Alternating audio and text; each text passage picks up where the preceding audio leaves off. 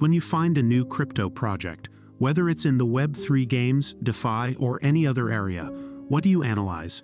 And when, for example, an NFT game is in its development phase, what are the criteria you can look for in the white paper and in the information released about the game to know if it's going in the right direction? With that in mind, let's explore the Web3 game HoloZing that is in the development phase and find out what to expect from this project, mainly observing the game's background and its team and also how the economy is doing. What is HoloZing? HoloZing is a game inspired by the classic monster game known to most game fans, which is Pokemon. Thus, the idea is to be an adventure game that involves capturing, battling, and training creatures of various elements. This game is being developed on the Hive Blockchain network, being the first of its kind on the network. The game's website says that the game will be full Web3 with account ownership, items, creatures, among others. What we see in many NFT games is this type of promise, but when the challenges start to arise, the items that should be under the player's control start to become linked and things start to go in the opposite direction of Web3. There are several examples of this type, so I hope the same doesn't happen with HoloZing and it stays true to the characteristics of a Web3 game. HoloZing game background.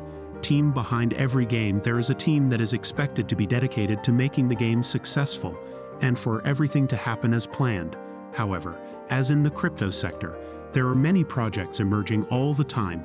Many are scams, and others are difficult to analyze because it is the first game or DeFi that team is developing, so it is difficult to know whether it will be successful or not. However, even though it is difficult to find a team that wants the best for the project and already has experience, at HoloZing you can expect both, because the project has Adesidia as its leader, who already has 2 other active projects running on the Hive blockchain, which are OCD, Original Content Decentralized, and POSH, Proof of Sharing.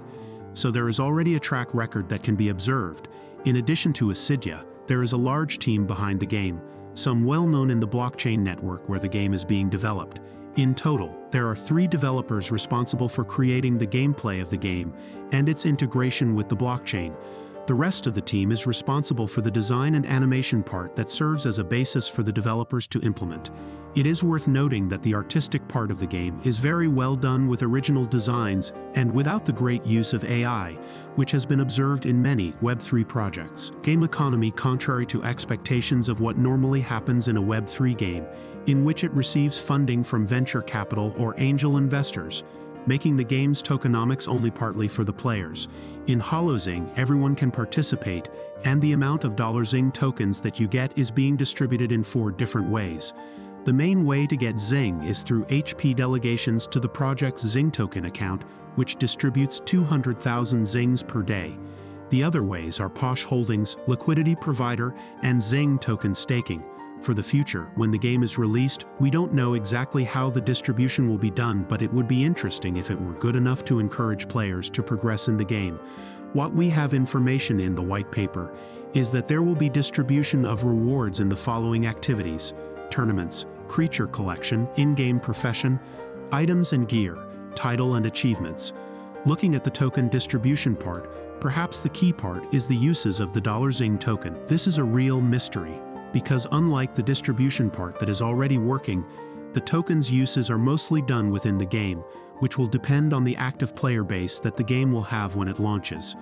Among the uses will be item refills, crafting, cosmetics, tournament entry, among others.